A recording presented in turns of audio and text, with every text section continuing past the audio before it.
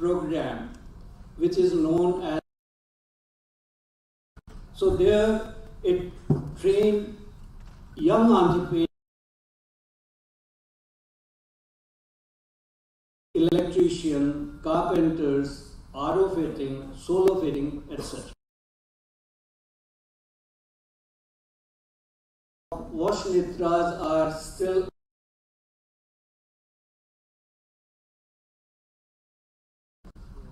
now. Let me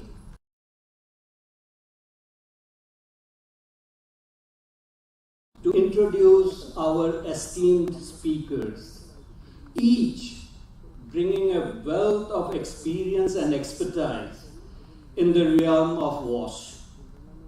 Their insights will not only deepen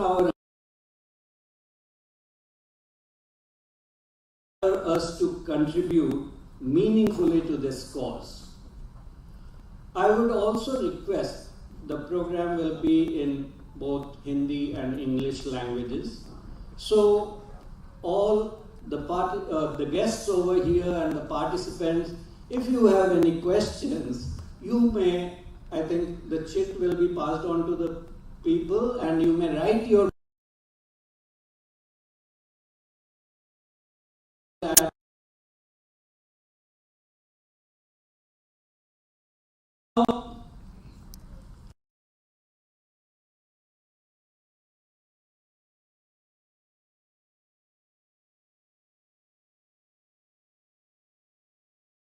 as the country representative of water aid in India, Zambia.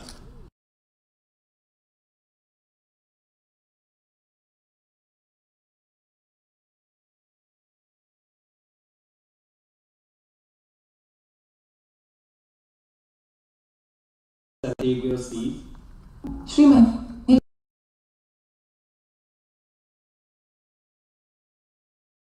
और उन्होंने विभिन्न भूमिकाओं में महत्वपूर्ण योगदान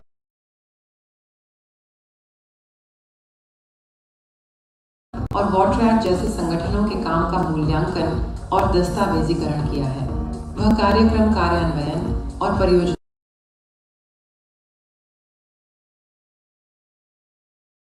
उन्होंने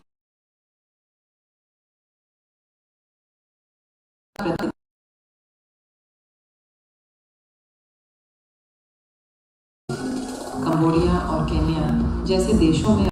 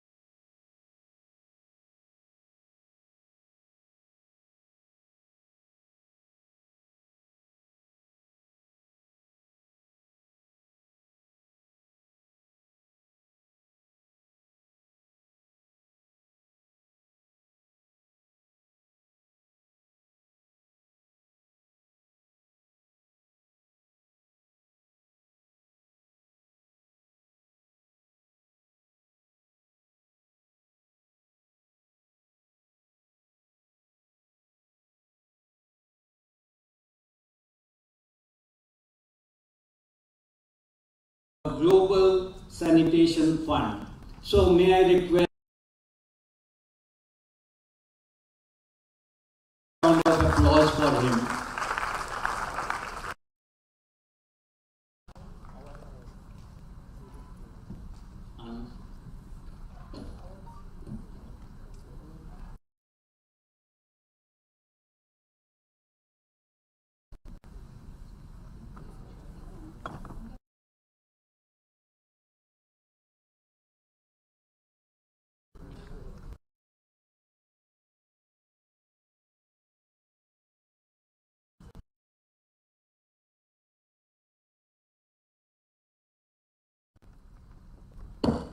का दक्षिण दक्षिण पूर्व एशिया और भारत के ग्रामीण समुदायों को प्रभावित किया है। वर्तमान में नीति समाधानों के समर्थक हैं। जो दुनिया भर में एक स्वस्थ भविष्य को आकार देने के लिए अटूट रूप से प्रतिबद्ध हैं।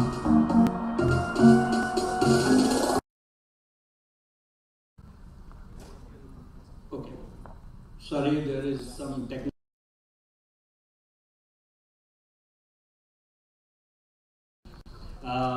Now let me invite our next esteemed speaker and guest of all, CEO of Water extensive experience and commitment to addressing wash challenges are evident in his work with renowned rural health research and development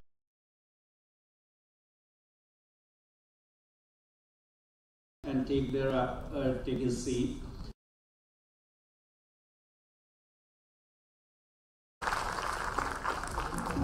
Shri V K Madhavan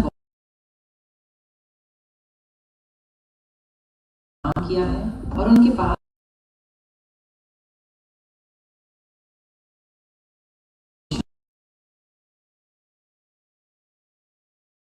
वह महत्वपूर्ण निर्णय लेते हैं। चीजों को कैसे किया जाए,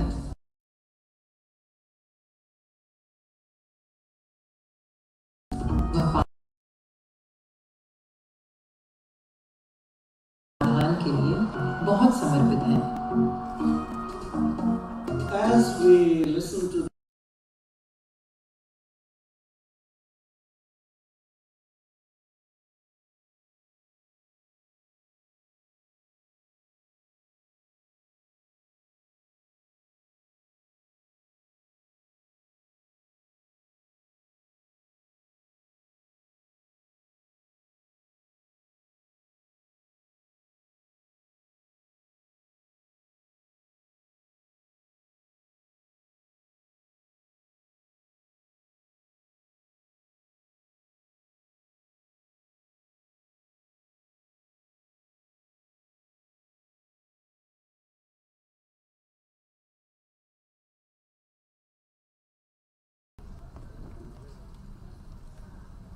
इस वॉश समिट के इस प्रथम सत्र को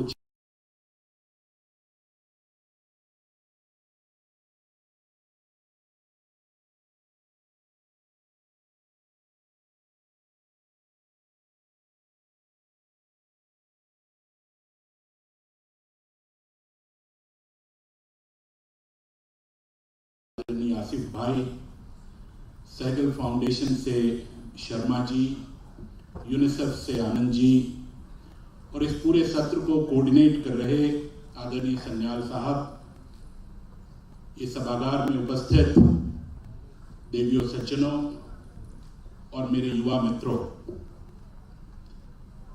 this is a matter of extreme privilege and pride that I am able to share the priorities of Government of India and the nation on achieving sustainable water and sanitation services for everyone. I think we need not labor hard to understand the importance of water and sanitation in human lives. It's a basic human right.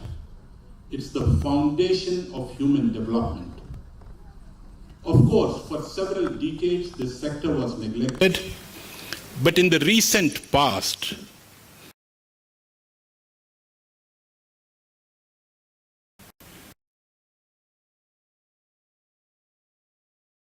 participation, but also very, very tangible.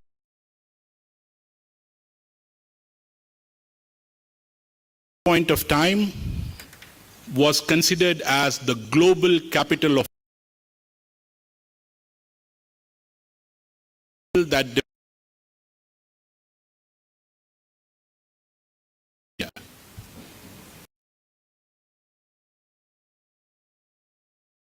Minister declared that we will make this country open defecation free. Forget 550 million people could be in service.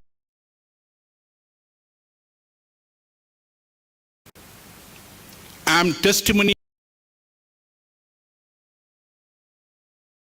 as the mission manager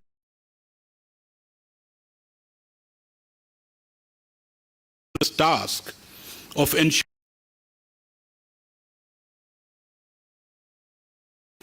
आप हमारे young दोस्त कहा था 20% लोगों तक स्वच्छता की सेवा दे पाए, कैसे अगले 5 वर्षों में की सुविधा होगी।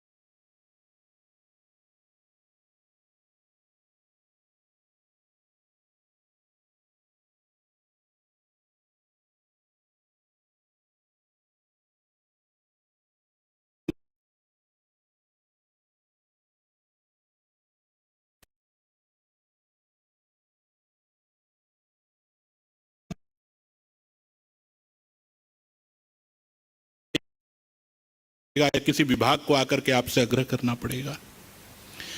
धीरे धीरे 2.5 लाख ग्राम पंचायतों में हम लोगों ने अपनी पहुंच बनाई।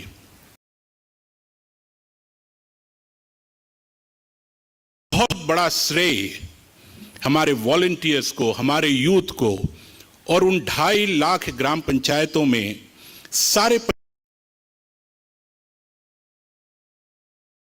आंगनवाड़ियों को जाता है।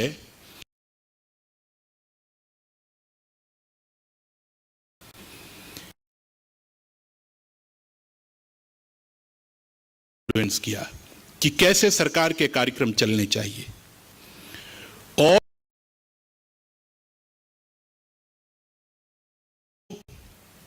2.5 लाख ग्राम पंचायतों ने खुद को खुले में शौच से मुक्त घोषित किया। रेजोल्यूशन पास करके कलेक्टर्स ने कहा हमारे जिले खुले में शौच से मुक्त हैं।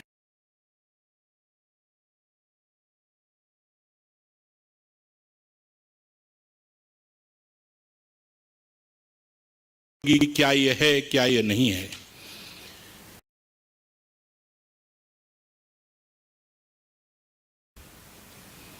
हमने ऐसे 100 घर के लोग बाहर खुले में शौच में जा, 100 घर है, 70 के पास शौचालय है।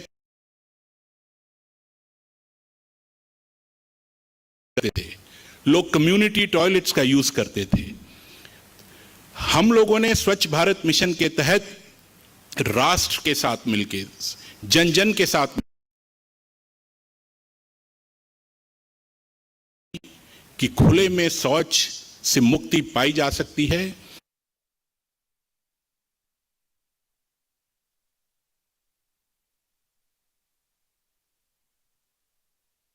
ये हो सकता है और बहुत बड़े पैमाने पर ये इस देश के लोगों ने करके दिखा है।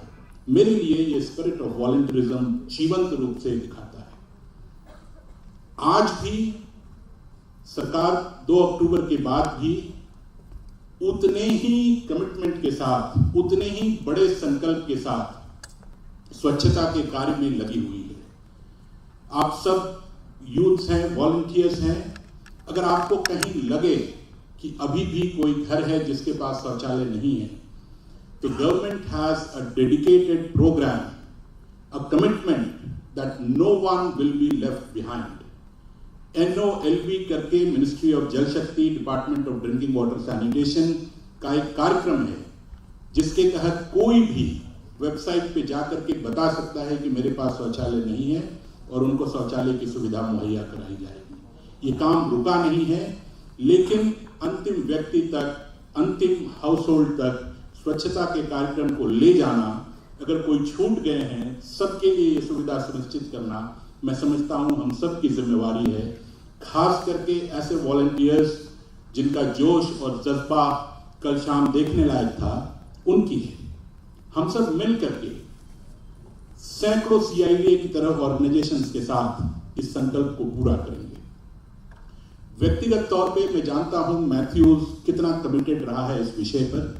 कई वर्षों तक हम कदम से कदम मिला करके इस कार्य को करते रहे, और मैं इस अवसर पर जब आप 25 वर्षों के इस मुकाम को प्राप्त किए हैं, I really want to congratulate you, I really want to appreciate you, that great work done by CYDA in terms of promoting sustainable sanitation and hygiene services, especially for the poor and marginalized. So you were very, very clinical in terms of who you need to target, and I'm very pleased to say that we acknowledge this, that you made a difference in the lives of several millions of people. So huge appreciation there. हुआ क्या जब ये स्वच्छता हुआ? देश विदेश के कई बड़ी संस्थाओं ने इसका अध्ययन किया कि what was achieved. संयुक्त राष्ट्र तक ने इसका अध्ययन किया और उन्होंने कहा कि अब जबकि भारत सैनिटेशन के इतने उच्च स्तर पर पहुंचा है, हर वर्ष हम लगभग 2 लाख बच्चों को मरने से बचा रहे हैं। It was about survival, it was about advancement, it was about development, it was about giving the youngest citizens of India a fair chance of becoming the most pragmatic citizens of India. So what looked like as a very dry, unsexy kind of subject, sanitation, nobody wanted to touch it, had a profound impact in the lives of millions of youths, children, girl child, etc. WHO और UNICEF के एक संयुक्त अध्ययन ने बताया कि जो भी व्यक्ति, जो भी हाउस होल्ड खुले में शौच से मुक्त गांव में रहता है, वहां पर उनको 50,000 रुपए तक का सालाना बचत होता है. There was huge saving in terms of less expenditure on medical requirements, convenience, less drudgery, opportunities, less dallies and hence more income. तो सैनिटेशन ने बहुत प्रोफाउंडली भारत के समाज को, भारत के लोगों को, भारत के मानसिकता को इफेक्ट किया है. वो संकल्प जब 2019 में पूरा हुआ, सरकार ने कहा इस देश के मानस को समझते हुए कि poor people don't deserve poor services. अध्ययन बता रहे थे कि बहुत बड़ी आबादी को पेयजल मिलता है, परंतु हम लोगों ने कहा कि we will provide functional household tap connection to every household in this country. Why should poor people get poor services? And we initiated this mission called Jal Jeevan mission. When we started JJM in 2019, again announced by Honorable PM on 15th August, less than 3 crore households had FHTC. As I speak today, 75% of households have got FHTC.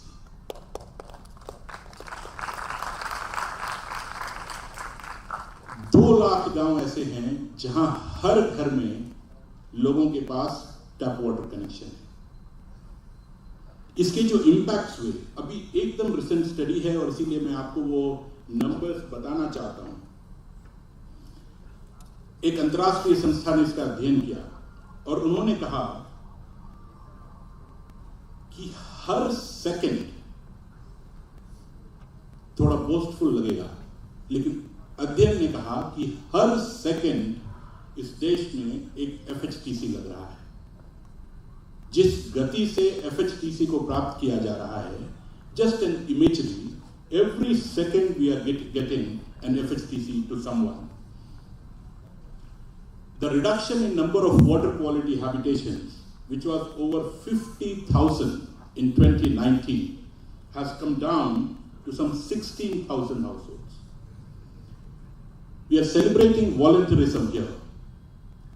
Over 5 lakh villages now have committees, village water and sanitation committees, somewhere they are called Pani Samitis, which are taking this responsibility of decentralized operation and maintenance.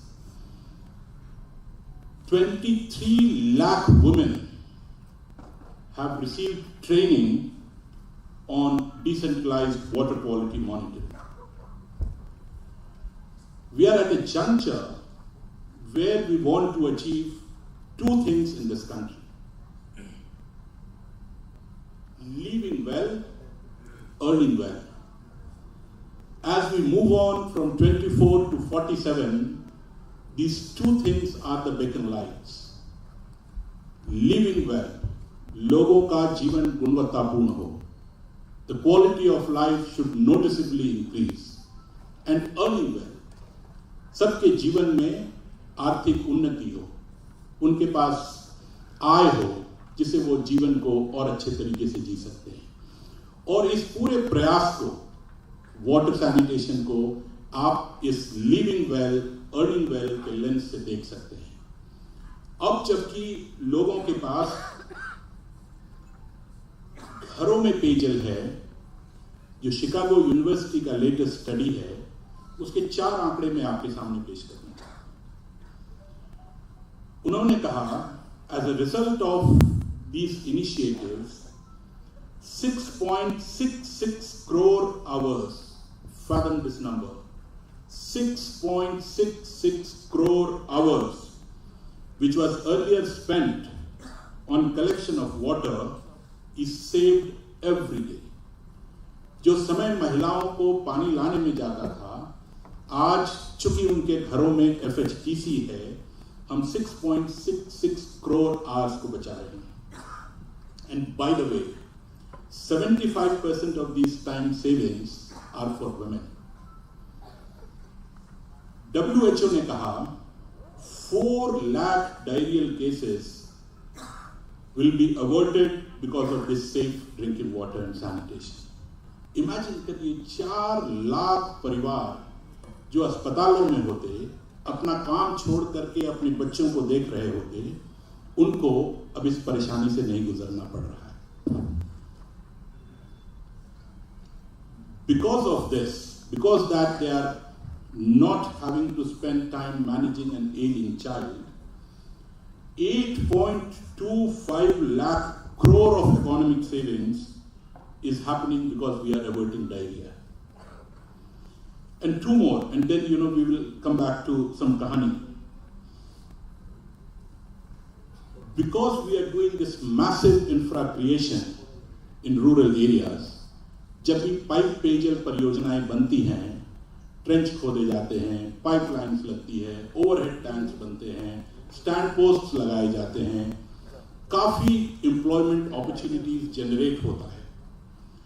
So this initiative has the potential of generating 2.8 crore person years only while the implementation is happening, and 13.3 lakh person years employment generation in operation and maintenance phase. So this definitely is contributing to the agenda of living well and earning well. As we have moved on from this 3 crores to 14 crores households having FHTC, there is no slowing down. सरकार ने स्वच्छता के लिए फिर से phase 2 में बहुत बड़ा अभियान चलाया. अब जबकि लोगों के पास शौचालय है, our intent is that in villages people should also have solid and liquid waste management facilities. गांव का कचरा कैसे प्रबंधित किया जाए, गांव में जो इंडिस्क्रिमिनेटली पानी बहता है, नालियां जाम रहती हैं, बच करती हैं, उसको कैसे रोका जाए, गांव के प्लास्टिक वेस्ट को कैसे मैनेज किया जाए, सेप्टिक टैंक शौचालय जब भरेंगे तो उसका कैसे प्रबंधन हो। इस पर काफी सारा रिसोर्सेस, काफी सारे लोग, काफी प्रतिबद्धता के साथ फिर से फेज 2 में स्वच्छ भारत में काम किया जा रहा है। हमने पंचायतों को सशक्त करने के लिए, चूंकि वो अपने लोकल कॉन्टेक्स्ट को सबसे अच्छी तरीके से समझते हैं, फाइनेंस कमीशन जो सरकार का एक फाइनेंसिंग इंस्ट्रूमेंट है, फाइनेंस कमीशन के माध्यम से लगभग 2 लाख करोड़ रुपए की व्यवस्था की है, जो सीधे पंचायतों को जाता है और पंचायतें अपनी प्राथमिकताओं को तय कर सकते हैं। सरकार का व्यय सरकारी चैनल से हो रहा है, लेकिन पहली बार इतना बड़ा धनराशि पेयजल और स्वच्छता के लिए हम लोगों ने पंचायतों को निर्गत किया है, ताकि वो अपनी लोकल परिस्थितियों के अनुसार अपनी योजना बनाएं और उस पर कार्य करें।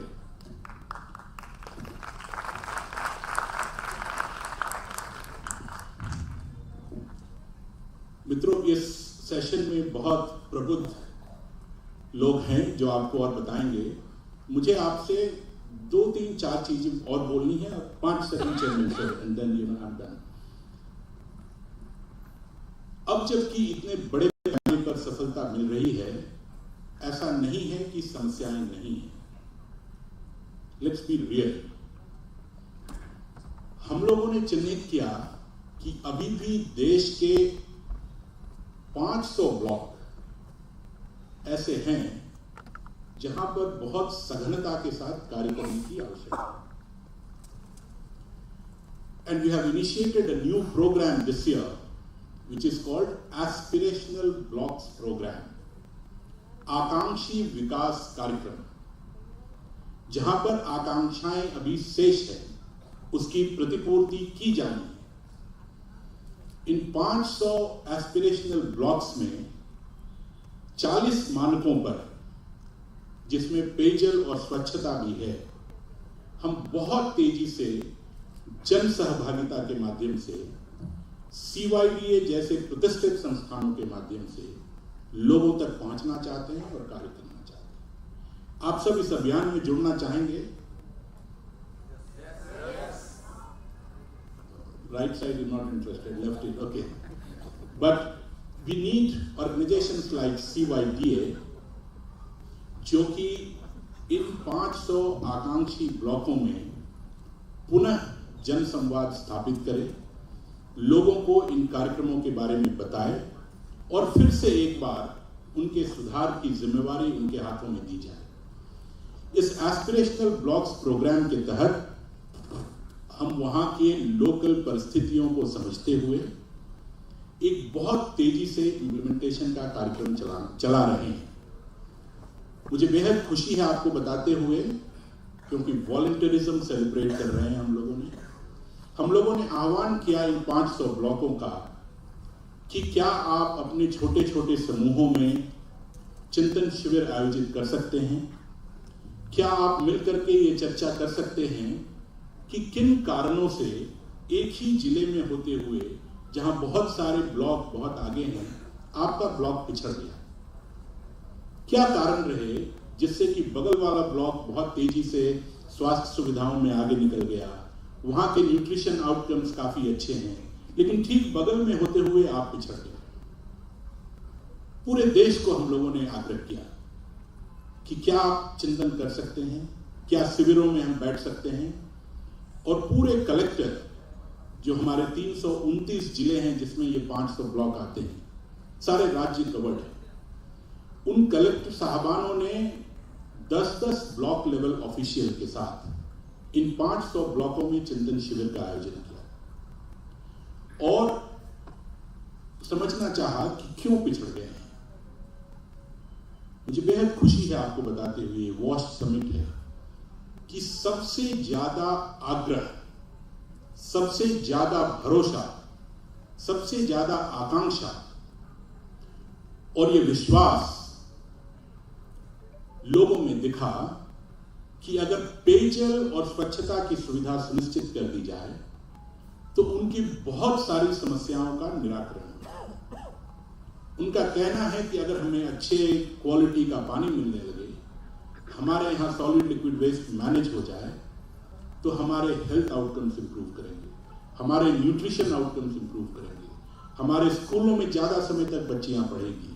अगर MHM का अरेंजमेंट कर दे और ज़्यादा समय तक हम रिटेन कर सकेंगे। तो हम लोगों ने रियलाइज किया कि चिंतन शिविर से कई प्रमुख मैसेजेस हमें मिले, लेकिन एक मिला कि जब आप वाटर सैनिटेशन में इन्वेस्ट करते हैं तो इसका इम्पैक्ट मल्टी डायमेंशनल है। ये केवल लोगों को पानी या स्वच्छता नहीं देता है, ये जीवन के कई और आयामों को इन्फ्लुएंस करता है, टारगेट करता है। और इसीलिए हमारा आप सबसे आग्रह है कि आप जिस भी ब्लॉक से आते हों, जिस भी पंचायत से आते हों, अगर वो आकांक्षी है तो वहाँ पर इस एजेंडा को आगे बढ़ाइए। हम मैथ्यूज से सेपरेटली बात करके देखेंगे कैसे इसको सिस्टमेटाइज किया जा सकता है, लेकिन मैं इस अवसर को मिस नहीं करना चाहता हूँ जहाँ पर इतने सारे युवा शक्ति बैठे हैं कि इसको अगर हम कर लेंगे तो हमारी अंतिम लड़ाई जो गरीबी के साथ है, जो परेशानी के साथ है, शायद जीती जा सके। तो आप सबसे इस आग्रह के साथ कि पेयजल और स्वच्छता हमारे मूलभूत अधिकार हैं, मानव विकास के फाउंडेशन हैं, इसका इम्पैक्ट प्रोफाउंड है, मल्टी डायमेंशनल है, हमने महती सफलता हासिल की है, अंतिम दौर की लड़ाई है। इस लड़ाई में आपका जज्बा, आपका जुनून, आपका वॉलंटियरिज्म राष्ट्र की संपत्ति है और मुझे पूरा भरोसा है कि आपके साथ मिलकर के इस देश में संपूर्ण स्वच्छता, सभी को घरों में जल पाया जा सकेगा और इस देश की जो आकांक्षा है उसकी प्रतिपूर्ति की जा सकेगी। बहुत बहुत धन्यवाद।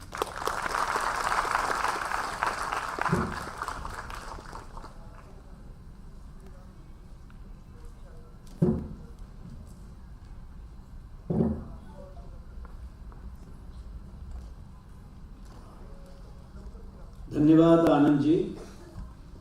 आपने बड़ा ही सुंदर तरीके से एक वॉश प्रोग्राम का एक पूर्ण साइकिल हमें यहाँ पर बताया और सरकार इतनी सारी चीज़ें कर रही है और उनका रीच इतना अच्छा है और हम समझते हैं कि हमारे सभी लोगों की सहभागिता से हम लोग ये पूरा जो हमारा पैन इंडिया है उसको ODF बना सकते हैं।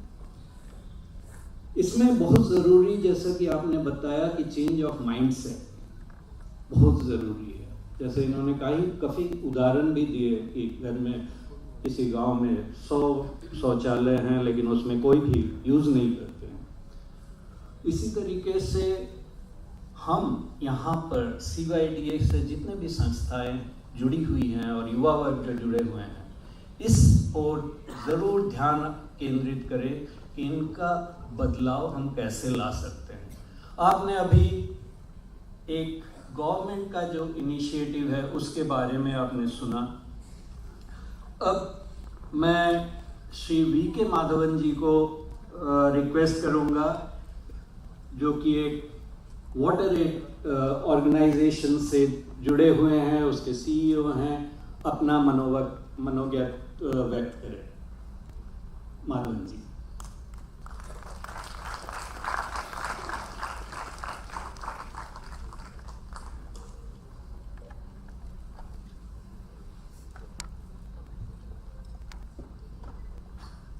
Thank you, Sanjay. I want to start off by congratulating CYDA and its entire team and all the young people, community members who've been associated with it for this 25th anniversary. So congratulations. This would not have been possible without all of your collective efforts, and it's a huge milestone. It's the first time that I've been in a panel discussion where all three speakers are former WaterAid people. I've never been in a panel discussion with three people from WaterAid before. And that in itself is a privilege to have two people who have preceded me in water aid prior. I'm also sitting behind X water aid.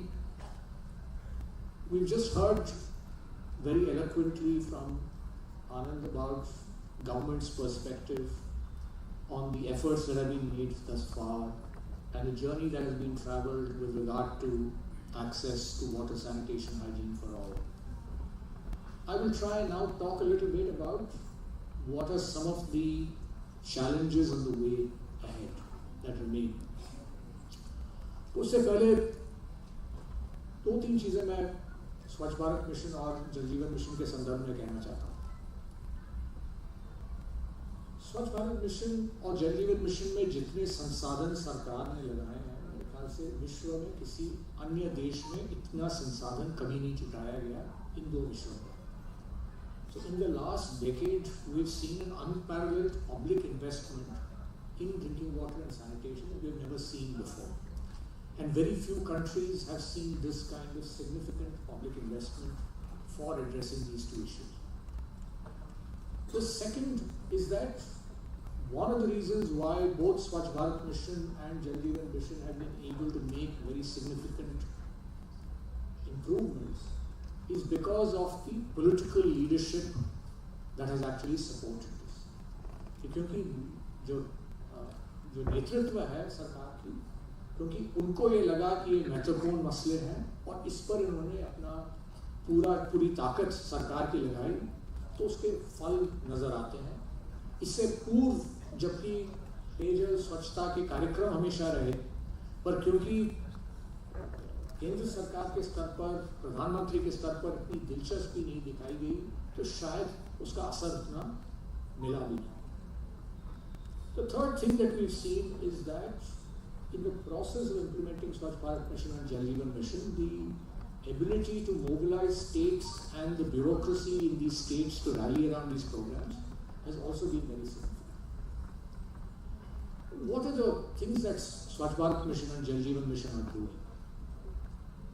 ये तो बात हो रही है कि भाई हर घर में शौचालय है, समुदाय, ग्राम खुले में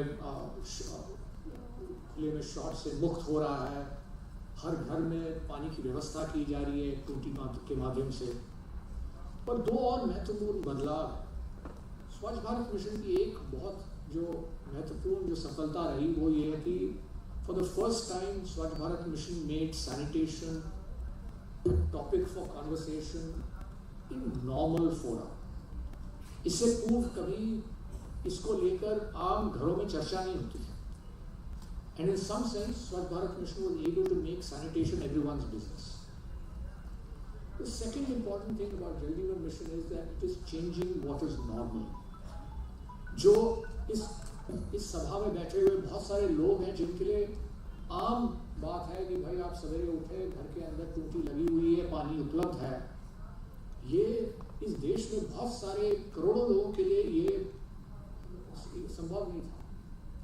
और अगर ये पानी की व्यवस्था, पेयजल की व्यवस्था घर में सुनिश्चित की जा रही है, तो कहीं ना कहीं नॉर्मल जो हमारे लिए है उनके लिए भी बदला जा रहा है। And I think that's the most significant impact of this. और इसके जो सबसे जो लाभ जो मिलने वाला है वो विशेषकर तीन लोगों का, महिलाएं जिनकी जिक्र आनंद जी ने की, किशोरियाँ और जो वृद्ध अवस्था में जो लोग हैं। अब आप ये सोचिए कि अगर वृद्धावस्था में लोग हैं, घर में अगर शौचालय की व्यवस्था नहीं थी तो क्या मजबूरी, क्या परेशानियां उनको सामना करना पड़ता। पर आज वो बदल गया। जो सस्टेनेबल डेवलपमेंट गोल्स की जो बात जो आनंद जी ने की, 2030 तक वक्त है जो SDG गोल्स को प्राप्त करने के लिए। और अगर हम SDG गोल्स की ओर जो है प्रगति अगर देखेंगे और विश्व भर में जो प्रगति रहेगी SDG गोल्स की प्राप्ति में, अगर उसमें बहुत सिग्निफिकेंट फर्क अगर आएगा तो वो भारत के कार्यक्रम के चलते हुए आएगा। There is a likelihood that India's efforts alone will potentially shift progress against SDG goal 6 by almost a third, if not more. Just India's progress. So in some sense, I think it's important to recognize the contribution that India will make to achieving SDG goal 6 and shifting the global indicators. Let's focus a little bit on the challenges that we are still faced with. We will need to now find ways of addressing as we move forward. The first is with regard to equity. Even now, the fact that SBM 2.0 still talks about leaving no one behind, ensuring that everyone has access to an individual household toilet, is recognition of the fact that there are still gaps that exist, and these gaps exist for two kinds.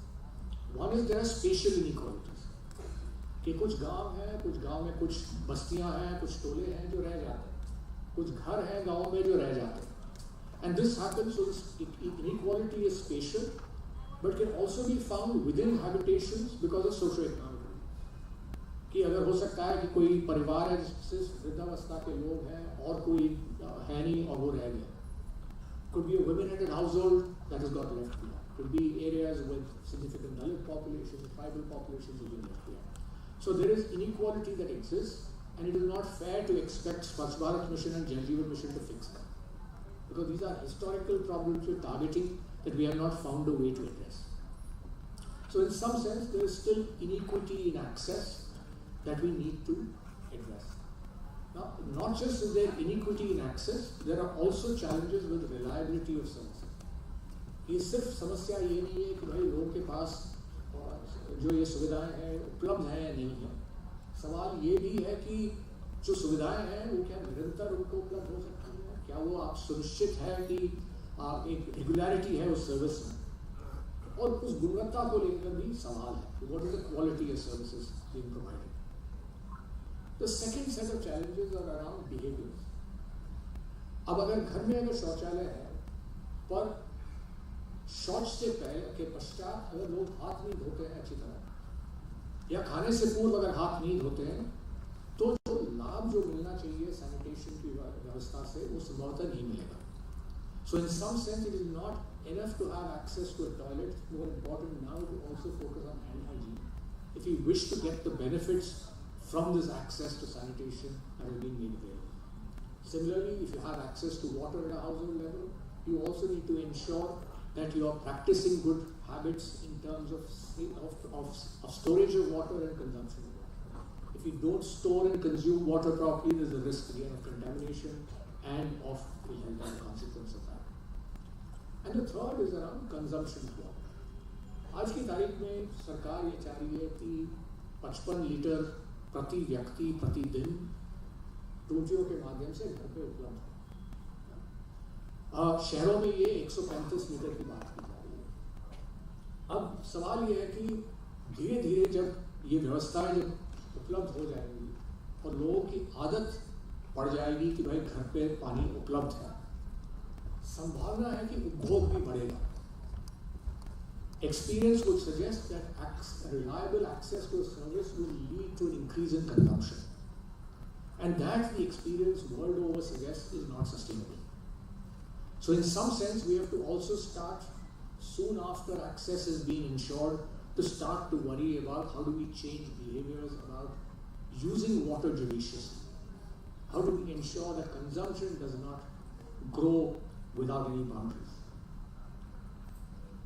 One challenge that is clear even in Jal Jeevan Mission and Swachh Bharat Mission and is being attempted to address is with regard to operation and maintenance. कि गांव में pipeline बिछाना, टूटियां घर पर लगाना, storage की व्यवस्था बनाना, ये तुलनात्मक रूप से आसान है. पर ये सुनिश्चित करना कि अगले 5 साल 10 साल तक ये व्यवस्था निरंतर चलेगी, ये कठिन है.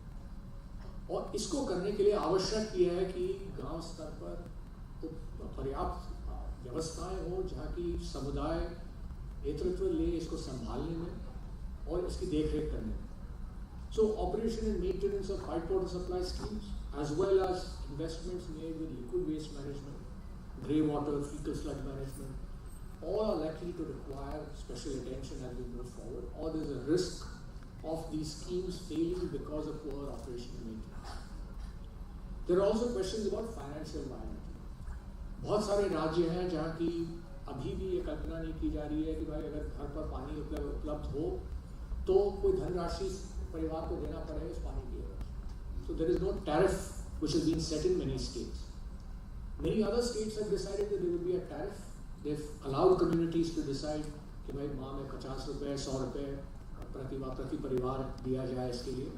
States like Kerala have gone for tariffs based on consumption. कि वॉल्यूमेट्रिक बेसिस पे कि आप जितना पानी इस्तेमाल करते हैं उसकी तुलना में आपको पैसे देने की ज़रूरत है. पर ये समझने की ज़रूरत है कि अगर सही मूल्य पानी का अगर लोग नहीं समझेंगे तो उसका सदुपयोग नहीं करेंगे. And in the absence of not recognizing the true value of water, there will be no incentives for people to use it judiciously. But more importantly, you will also not have the financial resources to be able to operate and maintain these systems in the future. And so in some sense, the financial viability of these schemes will need some attention. In the last few years, there has been a lot of effort to ensure that Anganwadis, healthcare facilities and schools have access to water and sanitation facilities. और अगर आप सरकार के आंकड़े अगर देखेंगे तो आज की तारीख में मेरे ख्याल से हर विद्यालय में ये बताया जाता है कि पानी की और शौचालय की व्यवस्था उपलब्ध है. But there are three challenges that remain with WASH institutions. The first is to do with adequacy. कि अगर 200 बच्चे हैं और सिर्फ मात्र 2 शौचालय हैं तो पर्याप्त नहीं है. और ये अपेक्षा करना कि बच्चे इसको इस्तेमाल कर पाएंगे ये संभव नहीं है. So we need to look at adequacy of the infrastructure. कि कितनी जनसंख्या है जो इस्तेमाल कर रही है उस व्यवस्था को, उसकी तुलना में क्या हमारे पास पर्याप्त पेयजल की व्यवस्थाएं हैं और शौचालय हैं. Second, we need to ensure appropriate. एक आंगनबाड़ी में आप किस तरीके का शौचालय बनाते हैं, किस तरीके की टूटियाँ लगाते हैं, किस हाइट पे लगाते हैं, और एक हायर सेकेंडरी स्कूल में किस हाइट पे लगाते हैं, इसमें फर्क होता है. How do we ensure that we have appropriate designs based on age and on gender? So adequacy and appropriateness of the infrastructure is a second issue. And the third set of issues with regard to institutions is the availability of finance for operation and maintenance. बहुत सारे विद्यालयों में जबकि व्यवस्था बहुत अच्छी है पर क्योंकि पर्याप्त संसाधन नहीं है उनके पास तो उसकी देखरेख नहीं कर पाते. उदाहरण के लिए कि हैदराबाद शहर में एक विद्यालय में गया जहाँ की सालाना 25,000 रुपये उपलब्ध होता है उनको उनकी पूरी देखरेख करने के लिए. और उस 25,000 रुपये में ना सिर्फ सैनिटेशन और वाटर की व्यवस्था की देखरेख करना पर सफाई भी स्कूल का उसी 25,000 रुपये में कराना पड़ता है. अब अगर पर्याप्त संसाधन नहीं है तो अगर व्यवस्था बनाया भी जाता है तो उसकी साथ संभाल नहीं हो पाएगी. We are concerned about the reliability of the source. कि भाई पानी की टूटी तो लग गई, कनेक्शन हो गया, एक बार आपने पानी सुनिश्चित करवा दिया, पर अगर भूजल का सतह अगर गिरता है, गर्मी में अगर खसकाल जाता है, नीचे उतरता है, how do you ensure that your source of water is going to be reliable? So in some sense, one of the challenges with regard particularly to Jal Jeevan Mission is the reliability of the source, given particularly our high dependence on groundwater. There are issues around water quality, and broadly the issues around water quality are 2 or 3. The first is very poor awareness about the importance of water quality. आज की तारीख में अगर मान लीजिएगा कि अगर पानी देखने में अगर मान लीजिएगा कि स्वच्छ है, अगर स्वाद अगर इसका ठीक है, अगर उसकी कोई बदबू नहीं है तो हम मानते हैं कि पानी स्वच्छ है, पर आवश्यक नहीं है. So how do you generate awareness about the importance of water quality and understanding the relationship between water quality and health? Related to that is also then to have an appropriate monitoring system in place to be able to check water quality reliably on a regular basis and then to put in place mechanisms for handling contamination where they exist. There are 3 other issues that I would like to highlight very briefly before I conclude. The first is about people's institutions, और विशेषकर जो पंचायती राज संस्थान. ये जो जल Jeevan mission है, स्वच्छ Bharat mission है, अगर इनको अगर भविष्य में सफल रूप से अगर इनको संचालित किया जाना है, इनका प्रबंधन करना है, तो ये बहुत आवश्यक है कि हमारे जो संगठन है, विशेषकर जो ग्राम स्तरीय संगठन है, ये सशक्त हो, इनके पास ना सिर्फ क्षमता हो पर साथ साथ इनके पास अपने आय के स्रोत हों और इनके पास लोग हों जिनके पास कौशल है जो इन व्यवस्थाओं को संभाल सकते हैं. तो दूसरी जो एक चुनौती हमारे सामने that even the urban poor have access to the same quality of services. The third large issue is around climate change. And climate change is likely to have an adverse impact on all our water systems. It could be because of heat waves, it could be because of droughts, it could be of flooding, cyclones. And the fact is that we will need to start to look at all our systems to check whether they are climate resilient and will be able to withstand climate stress. I'd like to conclude by saying that this journey ahead will not be possible without the leadership of young people, women, are being able to find innovative solutions to problems, and also if we are not able to find entrepreneurial solutions to some of the problems that exist, because in some sense the state would have completed the investment that it needs to make, and we will need to find other ways of sustaining this progress in the future. Thank you.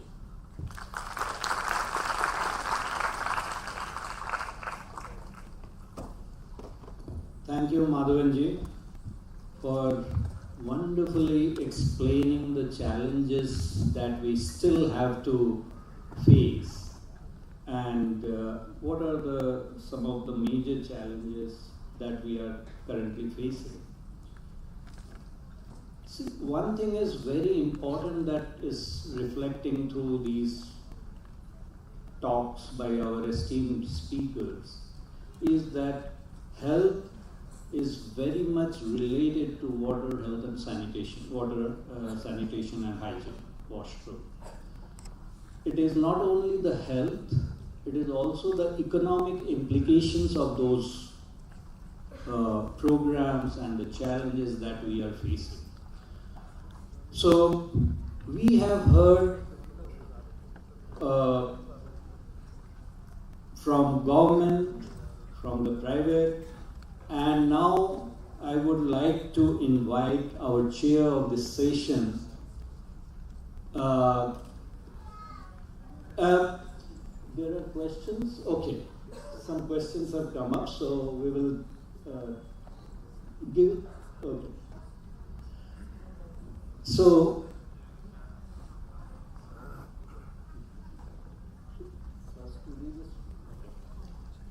participants' questions have come. So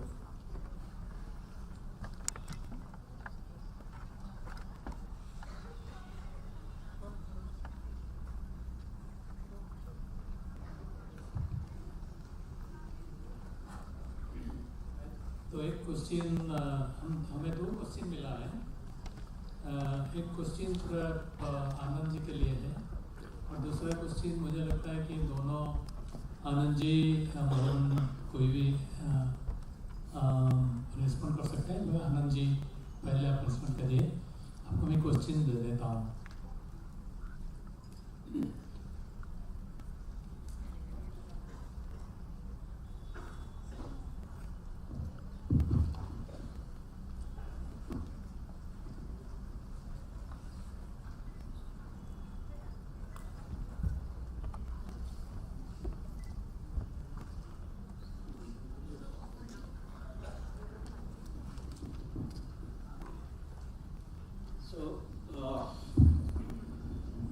I'm going to just tell you what are the questions that have come. Thanks for sharing the question. It shows how deeply you were listening to the talks and how much you are involved. For Anandji, it is, could you share a sustainable example where a community actively engaged and participated in management of community toilets? Ensuring its continued functionality and addressing the sanitation needs of the residents. So if you could respond to that. Thank you for your question, and since I have a very benevolent chair, I'm sure I have his protection. सैकड़ों example हैं और मैं बहुत लंबे समय तक आपको in example से अभिभूत कर सकता हूं कि कैसे समुदाय ने आकर के कम्युनिटी टॉयलेट, सामुदायिक शौचालयों का सस्टेनेबल ऑपरेशन एंड मेंटेनेंस और यूज को सुनिश्चित किया है। मैं समझता हूँ यही प्रश्न है। लेकिन सबसे महत्वपूर्ण दो उदाहरण मैं आपके सामने रखना चाहता हूँ। एक है उत्तर प्रदेश से। उत्तर प्रदेश में लगभग 70-75 हजार सामुदायिक शौचालय, वहाँ लगभग 1 लाख राजस्व ग्राम है और उनमें से लगभग 70% गांव में स्वच्छता को सुनिश्चित करने के लिए कि कोई भी छूटने ना पाए, जैसा हमारे मित्र माधवन जी कह रहे थे कि कभी कभी लोगों के पास, खास करके गरीब लोगों के पास अपना जमीन नहीं होता है जिसमें वो अपना शौचालय बनाए। तो ऐसे परिवारों के लिए उन्होंने एक सामुदायिक स्थल में सामुदायिक शौचालय का निर्माण कराया है ताकि हर कोई स्वच्छता की सुविधा का, स्वच्छता के लाभ का फायदा ले सके। उत्तर प्रदेश में सरकार और समाज ने मिलकर के ये निर्णय लिया है कि हर महीने वहां के स्वयं सहायता समूह को 9,000 रुपए वित्त आयोग के धनराशि से दिया जाएगा, जिससे कि वो वहां के सामुदायिक शौचालयों का प्रबंधन करेंगे। और मुझे आपको बताते हुए बेहद खुशी है कि सरकार के इस पहल से और गांव की महिलाओं के इस स्वामित्व से कि ये हमारा सामुदायिक शौचालय है, ये हमारे लोगों के लिए है, खास करके गरीब लोगों के लिए है जो अपने घर का व्यक्तिगत शौचालय नहीं बना पाए, गांव की स्वयं सहायता समूहों ने इस जिम्मेवारी को ली है। उनके लिए सुबह में 1 घंटा और शाम में 1 घंटा इतना समय लगता है, लेकिन एश्योर्ड 9,000 रुपए उस एसएचजी के अकाउंट में हर महीने आता है। लगभग 2-3 हजार रुपए उनके केमिकल्स में, क्लीनिंग में, झाड़ू में, इन सब चीजों में जाता है, लेकिन उनके पास बचत हो रही है जिससे वो बहुत सारे और कार्य करते हैं। अगर आप उत्तर प्रदेश कभी जाएं और अगर कोई मित्र गए होंगे तो वो हाथ उठा के बता भी सकते हैं। अगर गांव में कोई सबसे सुंदर परिसंपत्ति है, कोई सबसे गुड लुकिंग एसेट है, तो वहां के सामुदायिक शौचालय इसलिए है कि महिलाओं ने आगे बढ़ करके, गांव की महिलाओं ने आगे बढ़ करके उसको ओन, ऑपरेट और मैनेज करने का जिम्मा लिया है और सरकार उनके पहल को बहुत आगे बढ़ा रही है। और एक बहुत सटीक उदाहरण आपके प्रश्न दिए। धन्यवाद। Thank you, Anand. Now there is another question. It is either of the panelists can respond to that. How NGOs could play a strong role in building strong capacities of panchayat to develop robust local wash plan, considering different challenges and broader spectrum.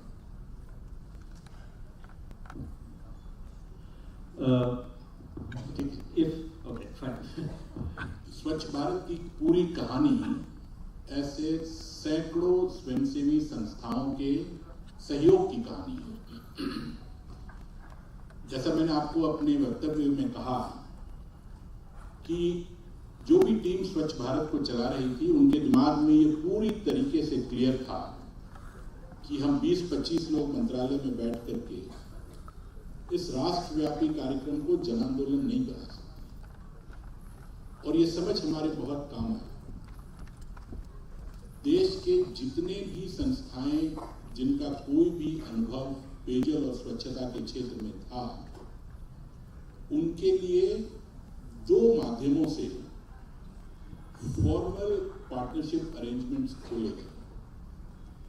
एक, संस्थाएं जैसी माधवन जी lead करते हैं, बड़ी संस्थाएं, वो केंद्र में, राज्यों में जहां भी इनकी पहुंच है, वहां सरकारों को technical advice, technical assistance, monitoring, कई सारे आयामों पर मदद करती थी। वो ऊपर के स्तर पर काम कर रही थी, कुछ जमीनी स्तर पे भी काम कर रही थी। लेकिन हर जिले में हमारी एक कमेटी होती है, डिस्ट्रिक्ट वाटर सैनिटेशन मिशन या डिस्ट्रिक्ट वाटर सैनिटेशन कमेटी।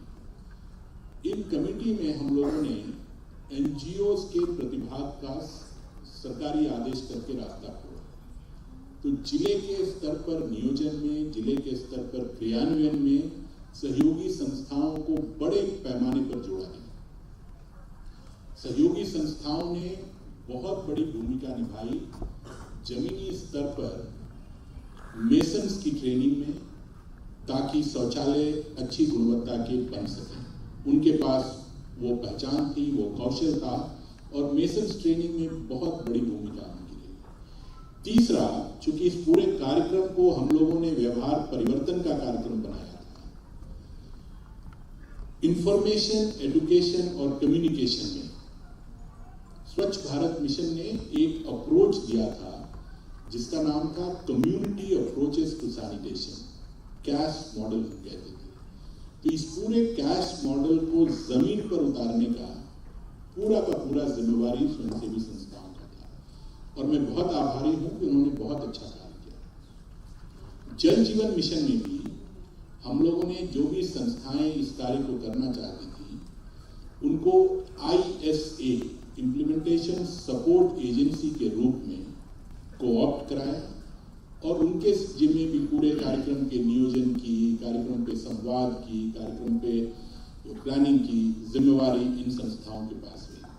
तो मुझे ये कहने में कोई गुरेज नहीं है कि इस पूरे 2 बड़े अभियान में बहुत सारी स्वयंसेवी संस्थाएं बहुत सिस्टमैटिक तरीके से जुड़ी और इस कार्यक्रम को आगे बढ़ाई। अब जबकि हम इन 500 ब्लॉकों में अंतिम लड़ाई लड़ रहे हैं, मैं आपको आह्वान भी करना चाहता हूं और आमंत्रित भी करना चाहता हूं कि अगर आपकी इच्छा है, अगर आपको लगता है कि इन 500 ब्लॉकों में आपकी कोई भूमिका हो सकती है, तो जरूर अपने जिला कलेक्टर से मिलें, जरूर अपने ब्लॉक में हमारे 10 डिपार्टमेंट्स हैं जो इस कार्यक्रम में लगे हुए हैं, उनसे मिलें। और अगर कोई परेशानी हो तो आप सीधे हमें नीति आयोग में लिख सकते हैं।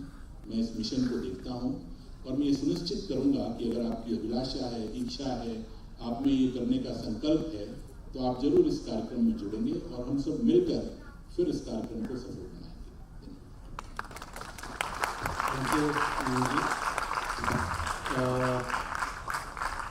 There is one question, if I have understood correctly.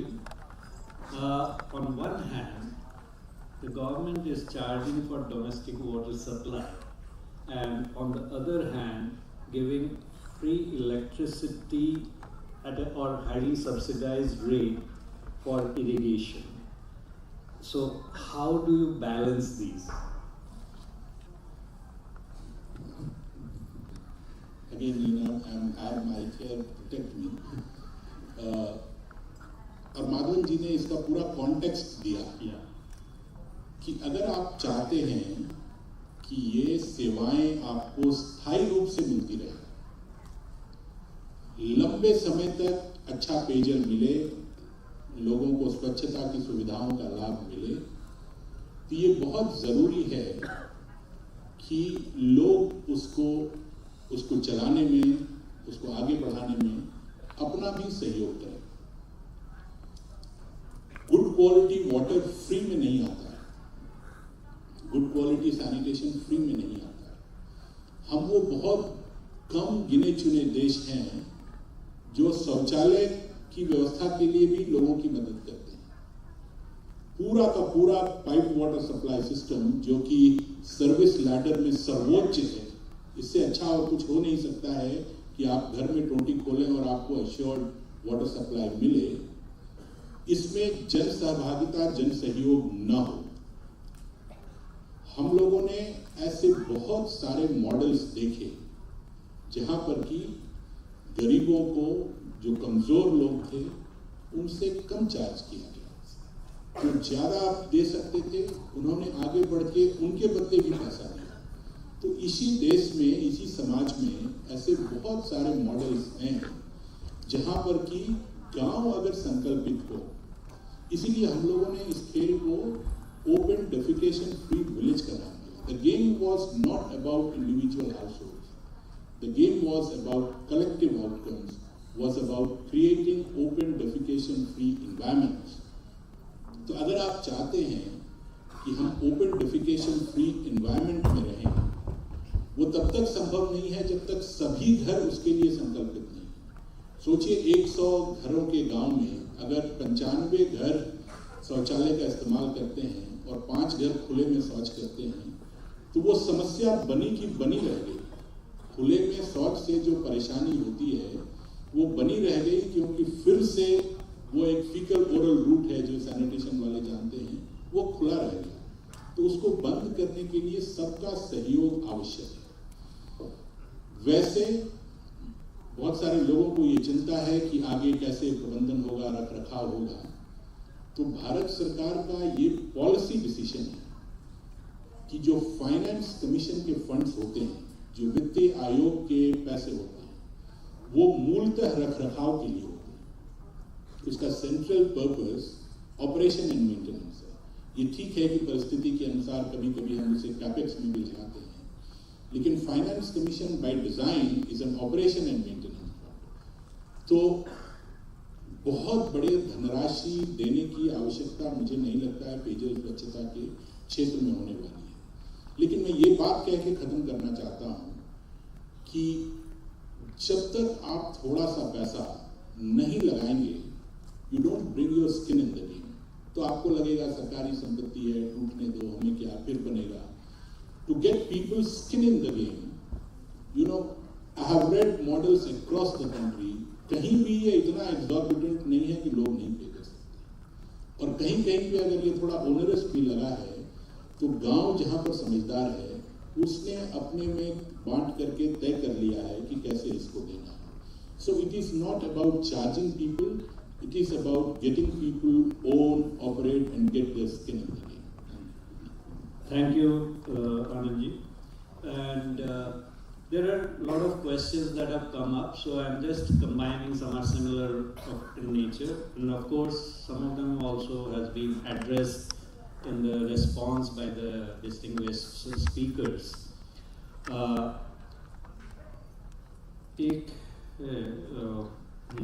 There is one question which of course you have just covered now: operation and maintenance, and lack of availability of plumbers.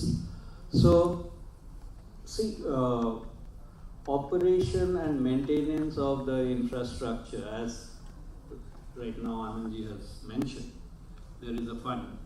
But apart from that, I think CYDA also has come up with a unique program called Wash Mitra, where they are training people, through which you can train the people who will be locally available for taking care of various issues, whether it is plumbing, mansion work, or any other thing, carpentry or any other thing that is needed. So that could be. So it depends upon the communities, upon the panchayats, upon the people to take it forward, take help of CYDA, get their people trained, and go ahead with it. So we cannot leave everything on the government, that government will do this, government will do that. We also have to take initiatives from our end. There is one last, I will just take up. एक है कि they have asked specific question कि अगर हमें शौचालय बनवाना है तो कहाँ आवेदन करना होगा। यहाँ पे मैं बताना चाहता हूँ। अच्छा, ओके, अच्छा एक और, it's all done. How to provide cleaning of septic tank in village areas, that's all. Yeah. So अगर कोई छूट गए हैं जिनके पास अभी भी शौचालय की सुविधा नहीं है, तो उसके 2 तरीके से समाधान का रास्ता हम लोगों ने निकाला है। एक, वो अपने पंचायत के प्रमुख के पास जाएं, पता नहीं महाराष्ट्र में उनको क्या बोलते हैं, कहीं सरपंच बोलते हैं, मुखिया बोलते हैं। आप सरपंच के पास जाएं और एक आवेदन दें कि मेरे पास शौचालय नहीं है, आपको शौचालय मिल जाएगा। लेकिन अगर आप सरपंच तक भी नहीं जाना चाहते हैं, तो हमने अपने वेबसाइट पे जल शक्ति मंत्रालय का जो पेयजल स्वच्छता विभाग है, उसके वेबसाइट पे, और कई राज्यों ने अपने अपने राज्यों के वेबसाइट पे एक लिंक दिया है, जिसको अगर आप क्लिक करेंगे तो एक फॉर्म खुलता है। उस फॉर्म में आप अपनी पूरी जानकारी दे दें, वो सेंट्रली सबमिट हो जाता है और फिर वहाँ के अधिकारियों के पास वो चला जाता है कि ये आवेदन आए हैं, आप चेक कर लें। अगर सही में ये वंचित हैं, इनको नहीं शौचालय मिला है, पात्र हैं, तो इनको शौचालय की सुविधा दे दी जाए। या आप सीधे अपने सरपंच से संपर्क करें, या घर बैठे ही देखना चाहते हैं तो पेयजल स्वच्छता विभाग या अपने राज्य के जो पेयजल स्वच्छता विभाग है उसके वेबसाइट पे जाएं। ये वेब लिंक दिया हुआ है जिसका इस्तेमाल करते हुए आप शौचालय की सुविधा को पा सकते हैं। Thank you. Now I would request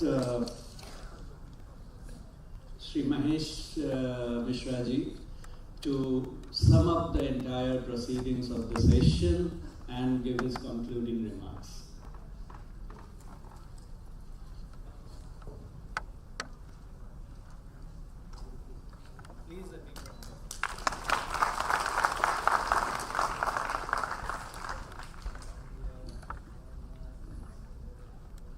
Thank you, Sandeep ji. First of all, a big thanks to Matthew and his colleagues to inviting me to this place. It's a very happy occasion to be back here. I kind of I love this team and I love coming back here time and again. So thank you, Matthew and his team.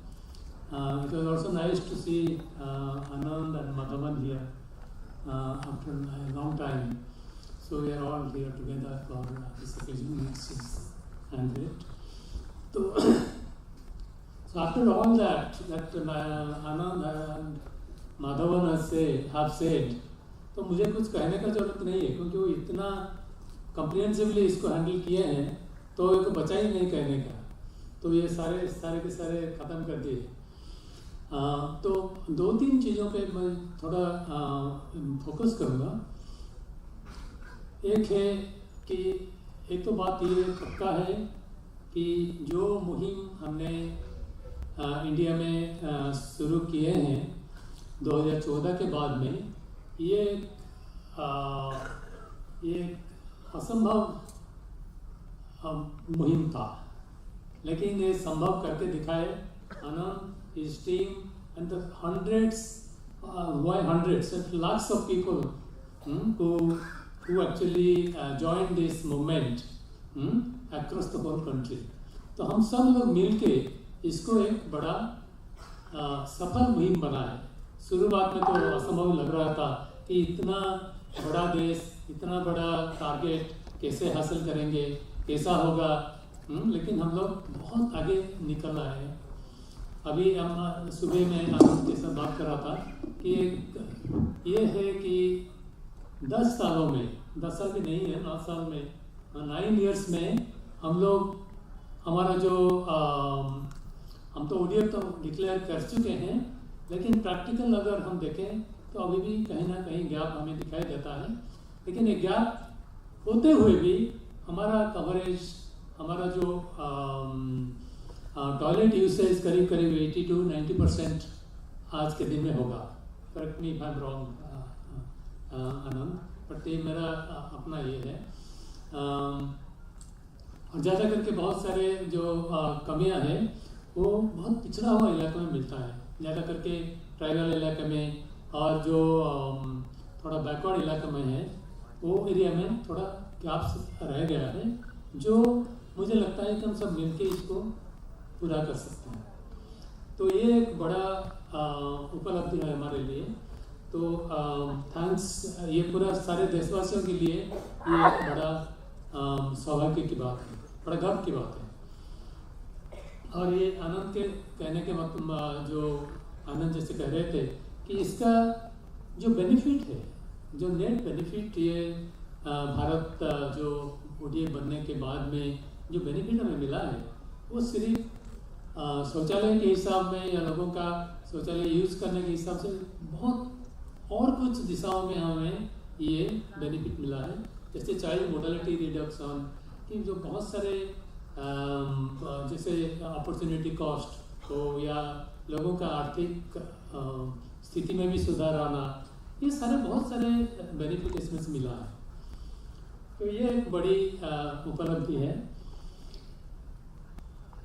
दूसरा ये जो आनंद ने जो ये कि जो JJM का ये जल जीवन मिशन का जो ये है, ये भी हमें एक गर्व के साथ कहना पड़ेगा कि जहाँ से हम शुरू किए थे 2015 में, आज के दिन में भी बहुत आगे निकल चुके हैं।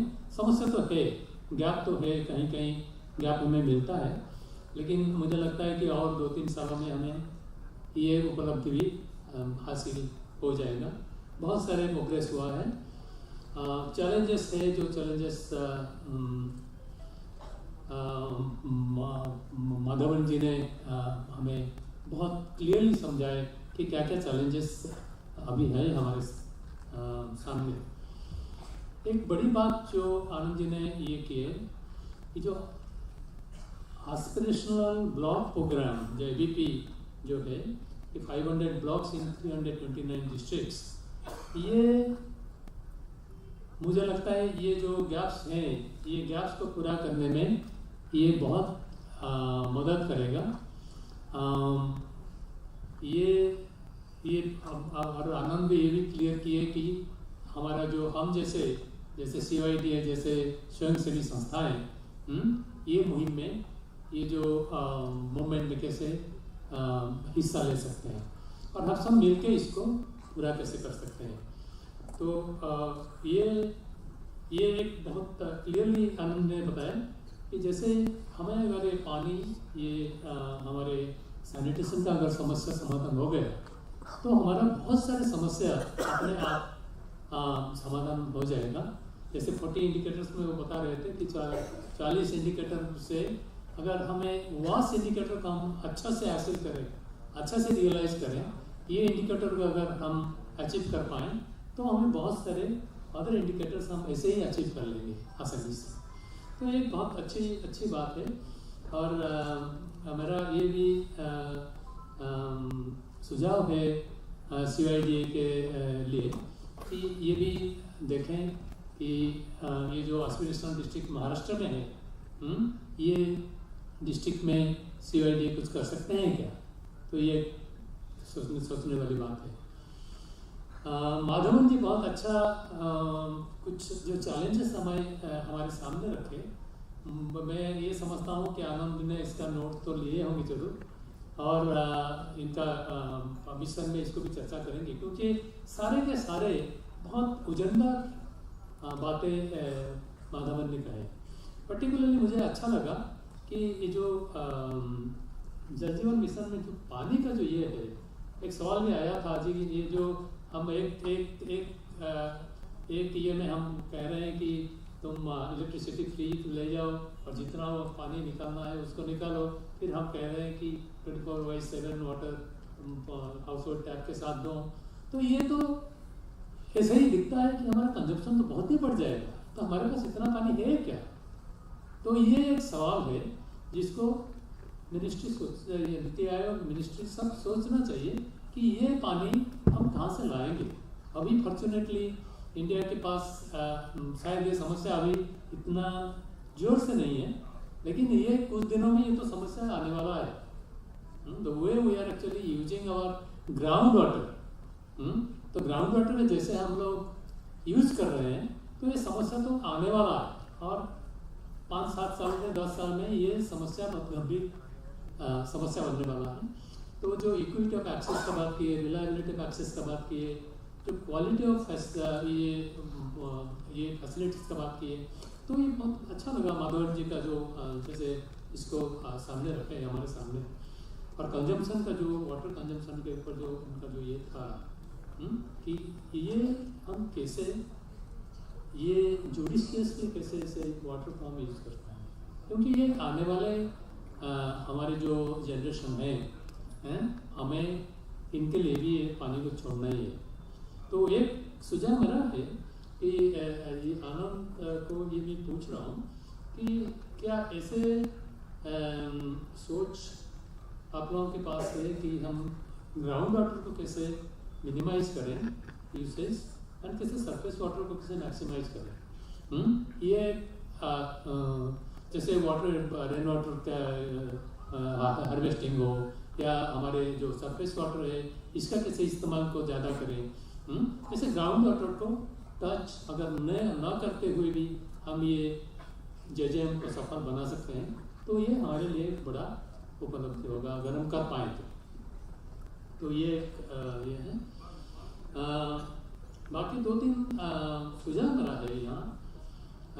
मैं माधवन जी बहुत सारे बातें किए हैं, मैं इसको दोहराना नहीं चाहता हूँ, लेकिन ये बात मैं इनसे सहमत होता हूँ कि ये वास इनिशिएटिव को हमारा अगर अच्छा से हम रियलाइज कर पाएँ, अच्छा से ये हासिल कर पाएँ, तो हमारे बाकी जो SDG है, जो सस्टेनेबल डेवलपमेंट गोल के जो बाकी सारे गोल्स हैं, ये गोल को भी हासिल करने के लिए हमारे पास थोड़ा सहूलियत बढ़ेगा, हम थोड़ा आसानी से इसको शायद इसके दिशा में काम कर पाएंगे। क्योंकि वहाँ से एक बहुत बड़ा समस्या के रूप में हमारे पास खड़ा है। तो 2-3 क्लाइमेट चेंज का एक बात माधव भी बताए थे, और ये आज हमारे सामने एक बड़ा चुनौती के रूप में खड़ा है, और इसके बारे में भी मेरा विश्वास है कि देखिए मिनिस्ट्री ये सारे ये बात इसको देख रहे हैं, और together with ground water usage इसको ये देखेंगे कि आगे चल के कैसे इसको हम इसको कैसे एड्रेस कर पाएंगे। 2-3 जो बातें हैं, आनंद जी ने एक बात कही कि ये हम अंतिम चरण पे है। मुझे नहीं लगता कि हम अंतिम चरण पे है, क्योंकि ये मुहिम ऐसा चलना ही चाहिए, और हम ये स्थिति पे नहीं पहुंचना अभी नहीं पहुंचे हैं कि हम कहेंगे कि और 5 साल ABP में काम करें और ये अंतिम हमारे जो स्टेप्स हैं हम इसको पहुंच जाएंगे। ऐसा नहीं है, क्योंकि हमारे जो सबसे बड़ा समस्या है जिसको माधवन जी भी टच किए हैं, कि जो बिहेवियर चेंज का जो बात है, जो आनंद जी भी टच किए थे कि एक गांव में शौचालय 100% है, लेकिन 100% लोग भी बाहर जाते हैं। तो ये बिहेवियर चेंज का सवाल है।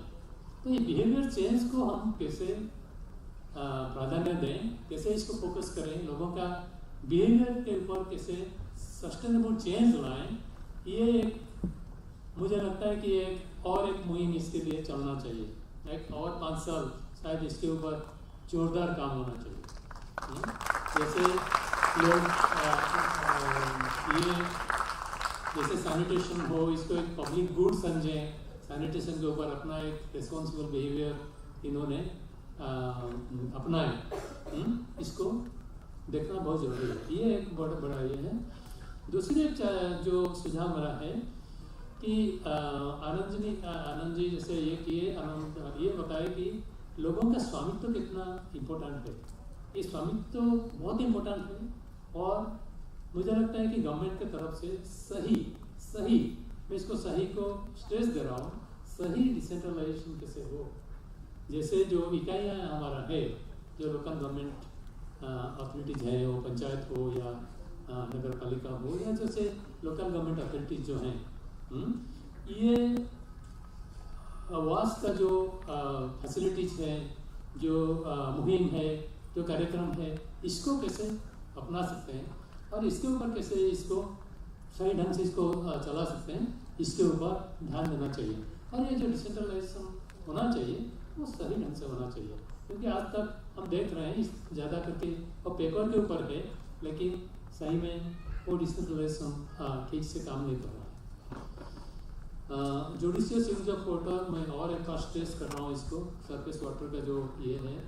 और एक बात माधवन भी टच किए थे, और मैं इसको और एक बार स्ट्रेस कर दे रहा हूँ कि सोर्स जो है पानी का, तो हम ये भी देखे हैं कि पानी नहीं होगा तो हमारे शौचालय काम नहीं करेंगे, पानी नहीं होगा तो हमारे जेजेएम ठीक से काम नहीं करेंगे। तो इसके लिए पानी कहाँ से आएगा, और ये सस्टेनेबल हम इसको इस सोर्स को कैसे बना सकते हैं। तो सोर्स सस्टेनेबिलिटी जो है इसके ऊपर भी बहुत काम होना बहुत ज़रूरी है। और एक जो आखिरी ये है कि ये सारे वास का जो मुद्दे हैं, इसके ऊपर काम करने के लिए लोकल में कैपेसिटी है, इसको डेवलप करने का बहुत ज़रूरत है। लोकल कैपेसिटी ये मैं मानता हूँ कि जैसे जो वॉचमैन हैं, जो इसको वार्डन के जो जिम्मेदार हैं वो भी है, तो इनका एक जो स्किल डेवलपमेंट, इनका जो वास मित्र जैसे कंसेप्ट CYDA ने शुरू किया है, इसको मैं सोचता हूँ कि मिनिस्ट्री इसके बारे में कुछ सीरियस है। और अभी जो स्किल डेवलपमेंट का जो विश्वामित्र स्कीम का जो अभी इन्होंने बात कर रहे हैं सेंट्रल गवर्नमेंट ने, ये कुछ हद तक ये लोकल कैपेसिटी को डेवलप करेगा, ये मेरा विश्वास है। लेकिन इसके ऊपर बहुत ध्यान से भी काम होने का आवश्यकता है। तो thank you very much, thank you once again. मुझे बहुत खुशी लग रहा है कि ये सब्जेक्ट के लिए ये पूरा ऑलमोस्ट हाउसफुल है, लोग सुन रहे हैं, तो ये बहुत हमारे लिए काफ़ी संतोष का सेटिस्फेक्शन की बात है। Thank you very much.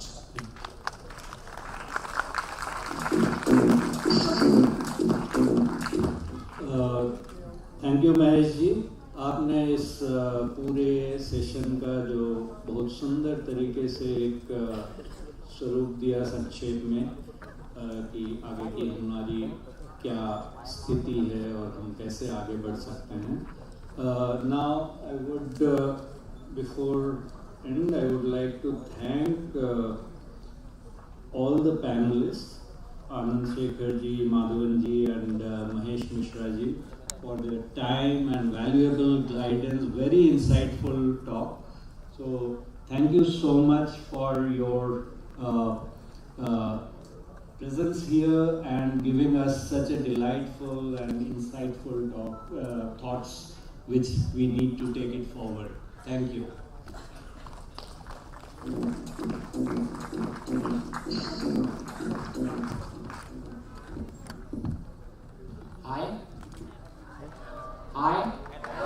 Hi. So, give a round of applause to our dignitaries.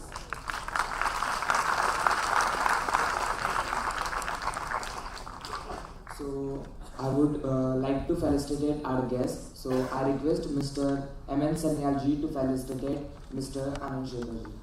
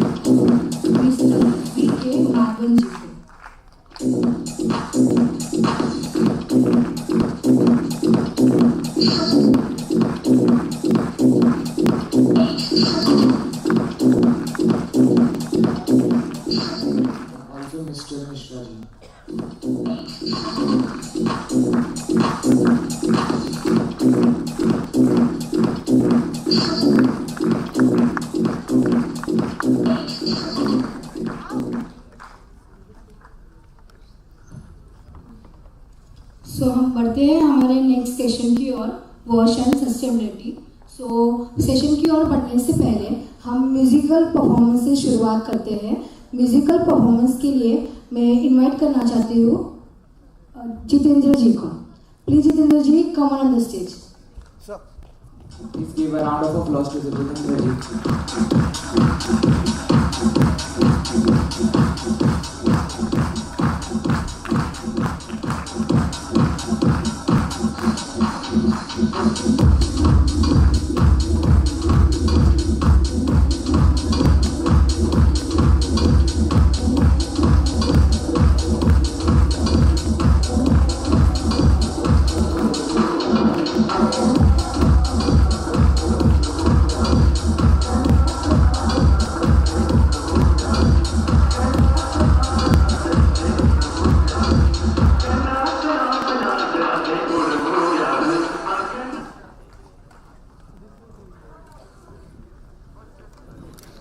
तिथं लावली का बाहेर?